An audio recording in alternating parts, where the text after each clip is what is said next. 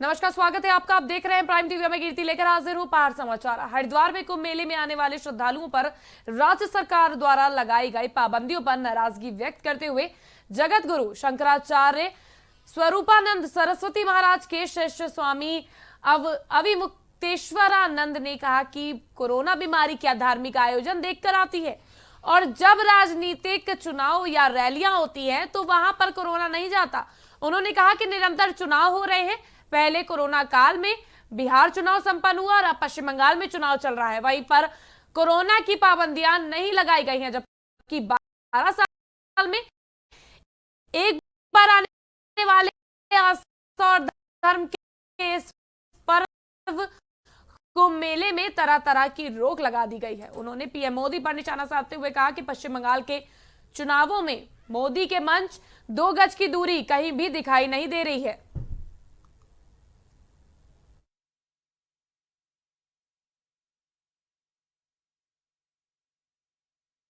एक वर्ष से भारत में प्रविष्ट हो गई है, ऐसा बताया जाता है। बीमारी तो बीमारी है। अगर कोई संक्रमण है तो वो तो निरंतर संक्रमित होना चाहिए एक व्यक्ति से दूसरे व्यक्ति में। लेकिन ये देखा गया है पिछले 1 वर्ष के अनुभव से कि ये कोरोना नाम की जो बीमारी है ये केवल धार्मिक आयोजनों में आती है। राजनीतिक आयोजन उसके बाद से निरंतर हो रहे हैं। बिहार का चुनाव हो गया, बंगाल का चुनाव हो रहा है, इसके पहले दूसरे अनेक कार्यक्रम हुए। तो ये कोरोना उन रैलियों में नहीं जाता है, रोड शो में नहीं जाता है, और धार्मिक कार्यक्रम जहाँ पे भी होते हैं वहाँ पर आ जाता है। हरिद्वार में कुंभ हो रहा है, 12 वर्षों के बाद आ रहा है। लोग प्रतीक्षा करते रहते हैं कि 12 वर्ष के बाद कुंभ का काल कब आएगा कि जाकर के हम पुण्य लाभ अर्जित कर लेंगे, और फिर अगला कुंभ हमको मिला कि न मिला। तो ऐसी परिस्थिति में जहाँ करोड़ों लोग जिस अवसर की प्रतीक्षा कर रहे थे, उसमें तो आप लगा दे रहे हो कि आप 72 घंटे पहले का अमुक जांच करा के आइए और फिर नहीं तो प्रवेश ही करने नहीं दिया जाएगा। और बंगाल में चुनाव हो रहा है, वहाँ लाखों लोग इकट्ठा हो रहे हैं। प्रधानमंत्री नरेंद्र मोदी जी के मंच पर भी लोग सट करके खड़े हो रहे हैं। वो स्वयं वक्तव्य दे रहे हैं 2 गज की दूरी जरूरी, लेकिन उनके मंच पर ही 2 गज की दूरी तो कहीं दिखाई नहीं दे रही है। और नीचे तो लाखों लोग सट करके खड़े हुए हैं, रोड शो हो रहे हैं। अमित शाह जी कह रहे हैं कि इतना बढ़िया रोड शो तो इससे पहले मैंने देखा ही नहीं था। तो सबसे बड़े बड़े रोड शो हो रहे हैं। तो क्या कारण है? हम यही पूछना चाहते हैं भारत की सरकार से और जिम्मेदार लोगों से कि क्या कोरोना अराजनीतिक है? राजनीति जहाँ रहती है वहाँ नहीं जाता। और क्या कोरोना धार्मिक है कि जहाँ धार्मिक आयोजन होगा वहाँ पहुँच ही जाएगा, और विशेष करके हिंदू धर्म। एसओपी जारी होने के बाद गढ़वाल कमिश्नर ने उत्तराखंड की सभी सीमाओं का निरीक्षण किया। सीमाओं पर बनाए गए कोविड सेंटरों की भी जांच की। उत्तराखंड सीमाओं का निरीक्षण करने पहुंचे गढ़वाल कमिश्नर रविनाथ रमन ने सभी सीमाओं पर पुलिस चौकसी बढ़ाए जाने के निर्देश दिए। उत्तराखंड में आने वाले सभी यात्रियों को बिना कोविड जांच के राज्य में एंट्री न किए जाने का भी निर्देश दिया गया है। बता दें कि कुंभ मेले में आने वाली भीड़ को देखते हुए प्रदेश सरकार ने नई गाइडलाइन जारी कर दी है। कुंभ मेले में आने वाले सभी श्रद्धालुओं के लिए कोविड सुरक्षा व्यवस्था को लेकर प्रशासन अलर्ट है।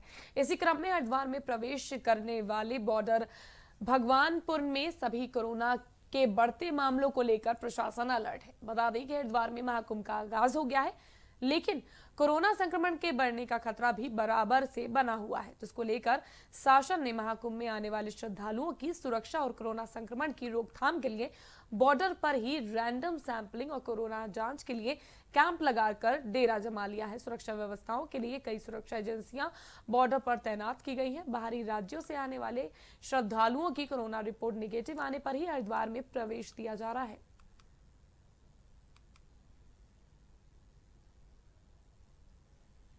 यूपी से उत्तराखंड में आने वाले लोगों का रैपिड टेस्ट करने के बाद ही प्रवेश दिया जा रहा है। लक्सर कानपुर के बॉर्डर पर जिन लोगों को ये जिम्मेदारी दी गई थी, उन्हीं में से एक अध्यापक कोरोना पॉजिटिव पाया गया है, जिससे महकमे में हड़कंप मच गया। जैसे ही बॉर्डर पर तैनात कर्मचारियों के रैपिड टेस्ट किए गए, उनमें से राजकीय प्राइमरी विद्यालय बालावाली में कार्यरत अध्यापक और खानपुर खंड शिक्षा कार्यालय के अंतर्गत शिक्षक संघ के अध्यक्ष प्रमोद कुमार की रिपोर्ट कोरोना पॉजिटिव आई। अध्यापक को होम आइसोलेट कर दिया गया है। साथ ड्यूटी पर तैनात करीब आधा दर्जन शिक्षकों को भी आइसोलेट कर दिया गया है। अभी तक 50 के करीबन जांच हो पाई हैं और कुंभ को लेकर सतर्कता के आधार पर किया जा रहा है। और अभी इस जांच में यहीं पे एक दल जो जिसकी ड्यूटी है अध्यापकों का, उनमें से एक अध्यापक पॉजिटिव आए हैं, जिनको कि उनके घर भेज दिया गया, शिफ्ट करा दिया। की संख्या में साधु और संत इकट्ठा हो रहे हैं, लेकिन अखाड़ों में व्यवस्था को देखकर साधु संत खासा नाराज हो गए और इसी के चलते नाराज संतों ने अपर मेला अधिकारी हरवीर सिंह पर हमला कर दिया। इस दौरान उनके बचाव में आए गनर को भी संतों ने जमकर पीटा। सूचना मिलने के बाद घटना को गंभीरता से लेते हुए मेला पुलिस और उच्च अधिकारी मौके पर पहुंचे। वहीं इस पूरे मामले पर अखिल अखाड़ा परिषद के राष्ट्रीय अध्यक्ष नरेंद्र गिरी ने घटना की निंदा की है। उत्तराखंड के विधानसभा भवन में पेयजल निगम और जल संस्थान की विभागीय समीक्षा बैठक का आयोजन किया गया। बैठक में जल जीवन मिशन के कार्यों की वर्तमान समय में प्रगति का विवरण प्राप्त करते हुए अधिकारियों को निर्देश दिया गया। पहाड़ी क्षेत्रों के लिए 20-20 हैंडपंप और मैदानी क्षेत्रों के लिए 10-10 हैंडपंप लगवाने के लिए अधिकारियों को निर्देशित किया गया है। बैठक में सचिव पेयजल नीतीश कुमार झा, अपर सचिव जीबी ओली, एमडी पेयजल मिशन एसके पंत, अधीक्षण अभियंता पेयजल निगम, प्रभारी अधीक्षण अभियंता नमित रमूला सहित अन्य विभागीय अधिकारी मौजूद रहे। पेयजल के हमारे जल जीवन मिशन और जल संस्थान की दोनों की बैठकें हुई। बैठक में सारे विभाग के जो दोनों विभाग से जो पेयजल की अभी समस्या बनी है, उस समस्या का कैसे समाधान किया जाए, इसलिए बैठक में। और जो हमारे पास यहाँ पर आज बैठक में तय की गई योजना को, उसको 15 तारीख को राज्य स्तरीय योजनाओं को सब स्तरीय पर चयनित किया जाएगा और भारत सरकार के प्रतिनिधि उसमें आएंगे। और प्रत्येक विधानसभा में अभी भी उसको पेयजल को संकट को देखते हुए पर्वतीय जनपदों में ज़्यादा पेयजल की समस्या बनी है, वहाँ पर 20 हैंडपम्प तत्काल लगाए जाएंगे और मैदानी क्षेत्रों में 10-10 हैंडपम्प लगाए जाएंगे प्रत्येक विधानसभा क्षेत्र में। भगवानपुर क्षेत्र में शादी समारोह के लिए अब प्रिंस वेंकट हॉल उपलब्ध रहेगा। क्षेत्रीय विधायक ममता राकेश ने प्रिंस वेंकट हॉल का फीता काट का शुभारंभ किया। इस दौरान विधायक ने ऑनर को शुभकामनाएं और बधाई दी। इस दौरान कई लोग मौजूद रहे।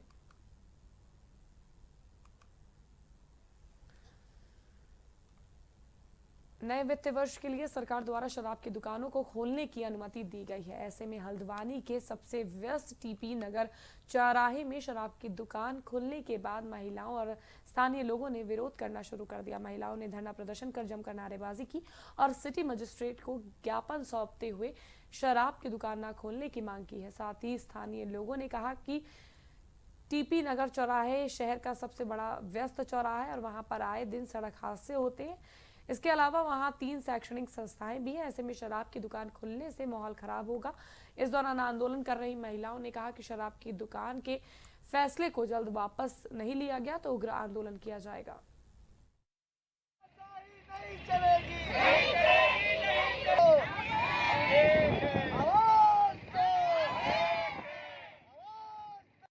शराब की दुकान खुलने से तो सबसे ज़्यादा महिलाओं को दिक्कत है।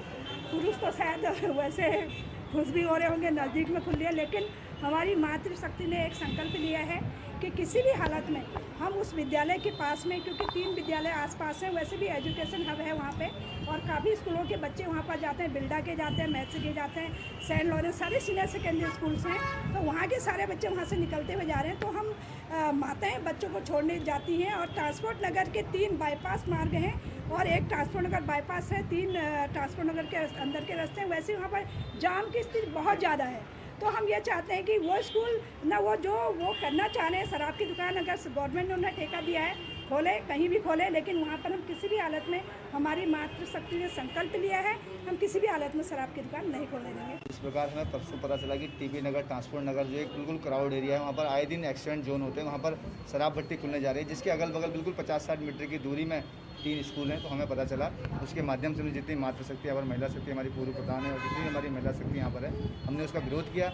हमें और कल भी पेपर के माध्यम से पता चला कि अभी कोई प्रशासन के द्वारा कोई उसमें प्रस्ताव उन्हें पारित नहीं किया गया है, मगर हमें ये पता चला है कि 20 दिन पहले से वहाँ के जो जनप्रतिनिधि लोग हैं उनके साथ भी बैठक हुई है, उनको भी पता था कि शराब भट्टी खुलने जा रही है, तो हमने इसका विरोध किया और हम आगे भी इसका विरोध करेंगे। किसी भी हालत में हम शराब भट्टी नहीं खुलने देंगे। देखिए हमारे पास ट्रांसपोर्ट नगर के नागरिकों ने जो अभी ये ज्ञापन दिया है उसमें वहाँ पे एक शराब की दुकान के बारे में बताया गया है, जिसके बारे में मैंने आबकारी इंस्पेक्टर से भी बात किया था। तो उसने मुझे बताया है कि अभी ऐसा कोई भी वहाँ पर चिन्हीकरण नहीं हुआ है या कोई भी रिपोर्ट नहीं लगी है किसी भी दुकान खुलने की। मैंने इन लोग को आश्वस्त किया है कि हमारे मानकों के विरुद्ध कुछ भी नहीं होगा। अगर ऐसा हमारे मानकों में नहीं है तो निश्चित ही वहाँ पर इस तरीके की दुकान नहीं खुलेगी।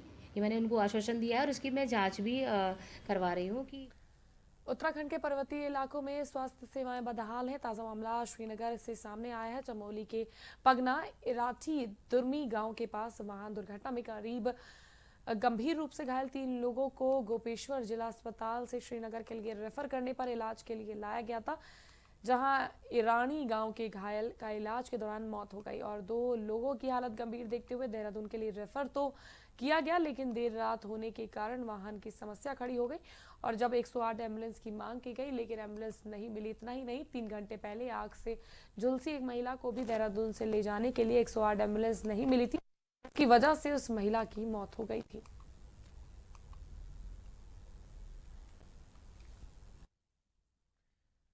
ऊर्जा निगम जौनसार 52 में उपभोक्ताओं को बिल जमा करने के लिए बाद भी अनावश्यक बिल भेज रहा है। कहीं पर तो हालत ये है कि क्षमता से अधिक खर्च दिखाकर ज्यादा धनराशि के बिल भेजे जा रहे हैं। इससे आक्रोशित उपभोक्ताओं ने विकासनगर में अधिशासी अभियंता कार्यालय पहुंचकर प्रदर्शन किया और घेराव कर आक्रोश जताया। उपभोक्ताओं ने अधिशासी अभियंता को ज्ञापन सौंपकर समस्या का समाधान करने की मांग की है। बिजली बिलों की गड़बड़ी को लेकर नाराज उपभोक्ता भाजयुमो के जिला महामंत्री संजय तोमर के नेतृत्व में विकासनगर पहुंचे और ऊर्जा निगम के अधिशासी अभियंता प्रदीप कुमार का घेराव किया। उपभोक्ताओं ने अधिशासी अभियंता को चेतावनी दी है, अगर बिजली बिल संबंधी समस्या का जल्द समाधान नहीं किया गया तो निगम के खिलाफ धरना प्रदर्शन किया जाएगा। देखिए, मैं आपको विदित कराना चाहूँगा कि हमारा जो चक्राता क्षेत्र है, कई दिनों पूर्व से वहाँ जो उक्त विभाग है आपका ये विद्युत विभाग विकासनगर द्वारा जो उक्त ग्रामीण है उनको अनावश्यक रूप से अनियमित रूप से उन पे बिजली का बिल थोपा जा रहा है, जो कि बिल्कुल विभाग की जो प्राथमिक रूप से जो लापरवाही है उसका कारण है। कहीं ना कहीं जो हमारे क्षेत्र का जो व्यक्ति है वो इस बिल के दबाव में उसके मन में रोष की भावना उत्पन्न हो रही है। हमने आज संबंधित अधिकारी से इस बारे में बात करी है, उनको ज्ञापन प्रेषित किया, हमने उनको जानकारी दी है कि जो उक्त विभाग की जो आपकी लापरवाही है और जो जिस प्रकार से ये आप जो बिल उक्त क्षेत्रवासियों को दे रहे हैं वो बिल्कुल निराधार है और बड़ा दुर्भाग्य का विषय है कि विगत कई समय से इस प्रकार के प्रकरण हमारे क्षेत्र में हो रहे हैं, क्योंकि जो हमारे क्षेत्र का व्यक्ति है जो उसकी जो मासिक या जो व्यक्तिगत आय है वो सिर्फ एक खेती बाड़ी पे और कहीं ना कहीं बागवानी पे निर्भर करती है। इस प्रकार के प्रकरणों में इस प्रकार का अगर 50,000 30,000 का लाख रुपए का कोई बिल हमारे उक्त ग्रामीण को देगा तो मुझे नहीं लगता वो कि इतना बिल देने में वो उसके अंदर सामर्थ्य होगा या वो उसके लिए समर्थ हो पाएगा। तो उस संबंध में आज हमने अधिशासी अभियंता आपके जो खंड जो आपका विकासनगर है विद्युत विभाग उनको हमने ज्ञापन प्रेषित किया। चमोली के रायका नयाबगढ़ के प्रधानाचार्य और पूर्व खंड शिक्षा अधिकारी को 30 सालों की सेवा अवधि के बाद सेवानिवृत्ति पर भावभीनी विदाई दी गई। रायका के सभागार में आयोजित विदाई समारोह में बतौर मुख्य अतिथि ब्लॉक प्रमुख यशपाल सिंह नेगी और अतिथि खंड शिक्षा अधिकारी और खंड विकास अधिकारियों ने मां सरस्वती के चित्र पर माल्यार्पण करते हुए दीप प्रज्वलित किया। इस अवसर पर RL रोधियाल ने आर्थिक रूप से गरीब 30 छात्र छात्राओं को स्वेटर बांटे।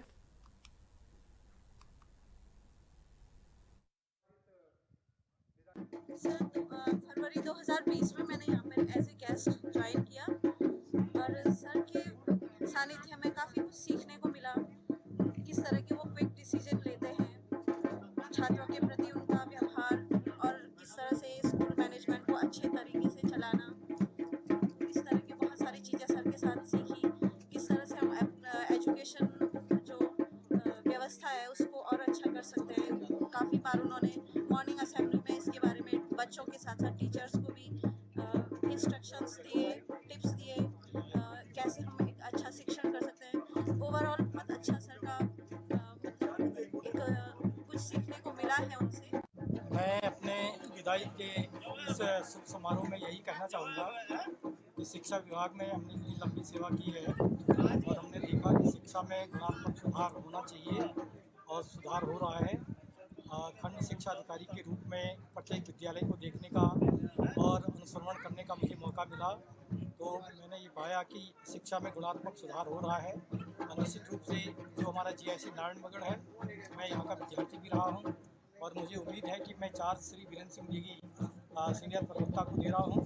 यद्यपि कोई भी तुरंत हेड मास्टरी का प्रमोशन उनका होने वाला है, लेकिन मुझे उम्मीद है कि वो विद्यालय को जितना हमने मेंटेन किया था उससे और इम्प्रूव करेंगे, अच्छा सुधार करेंगे और निश्चित रूप से विद्यालय को एक तकलीफ देने की कोशिश करेंगे। देखिए, ऐसा है कि इससे पूर्व जो हमारे प्रधानाचार्य रोजगाल साहब थे, वो कल दिनांक को सेवानिवृत्त हो गए थे और मुझे कल ही विद्यालय का प्रभारी प्रधानाचार्य का प्रभार मिला।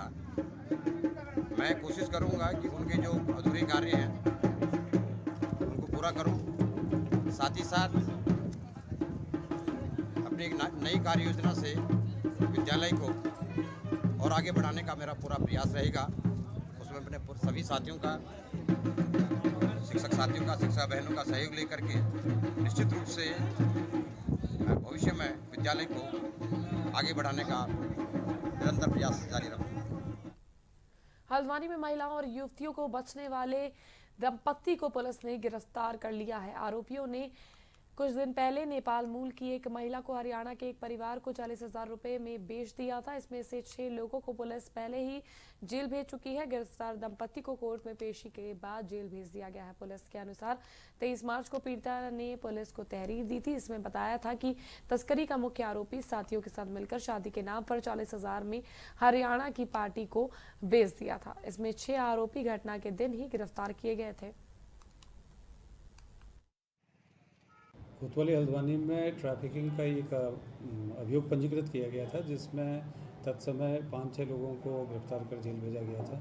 इसमें पीड़िता की सूचना के आधार पर एक बिचौलिया था जो उस समय फरार चल रहा था, उसको पुलिस ने आज गिरफ्तार किया है। राकेश नाम का ये व्यक्ति है और साथ में ही उसकी पत्नी का भी इस अभियोग में हाथ होना पता चला है। इस कारण इन दोनों ही लोगों को आज पुलिस गिरफ्तार कर मामले।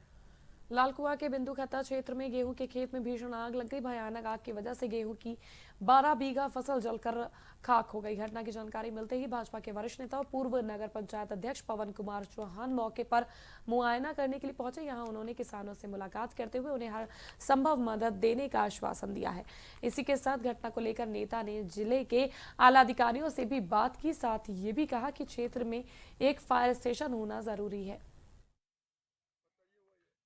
मैंने उस एक दिन और भी आप लोगों ने पूछा था, मैंने बताया था कि लालकुआं में क्योंकि एक स्थान मिलने की थोड़ी समस्या रहती है, तो जगह हमने नगर पालिका से बोला है कि कहीं स्थान दें, तो हम उसको लिए पहले से ही कर चुके हैं, वो घोषणा भी कर चुके हैं कि हम यहाँ फायर ब्रिगेड का ऑफिस खोलेंगे। और गरीब आदमी पूरे 3-4-5 महीने तक इंतज़ार करता है कि मेरी फसल आएगी, और फसल आने के बाद में कुछ बच्चों के लिए करेंगे, कुछ कर्जा किसी का निपटाएंगे सोचता है। लेकिन ऐसी देखिए इस स्थिति में उस किसान के लिए कितनी बहुत बड़ी मुसीबत उनके सिर पर आ जाती है। तो मैंने अभी SDM से बात की है, माननीय विधायक जी भी कल आए थे, और जितनी मदद संभव शासन से हो पाएगी हम लोग करवाएंगे, लेकिन भरपाई नहीं हो पाती है। और यहाँ तो बड़ा 2-3-4 एकड़ में जो लोगों को जला है, 4-5 लोगों का खेत जला है, बहुत कष्ट है और निंदनीय और दुखदायी भी है कि जब आदमी सोचता है कि अब अच्छी फसल थी, इस बार फसल भी अच्छी थी इस बार। और समाचार में फिलहाल के लिए बस इतना ही। फिर हाजिर होंगे देश और दुनिया की तमाम खास खबरों के साथ। स्वस्थ रहिए, सतर्क रहिए और देखते रहिए प्राइम TV।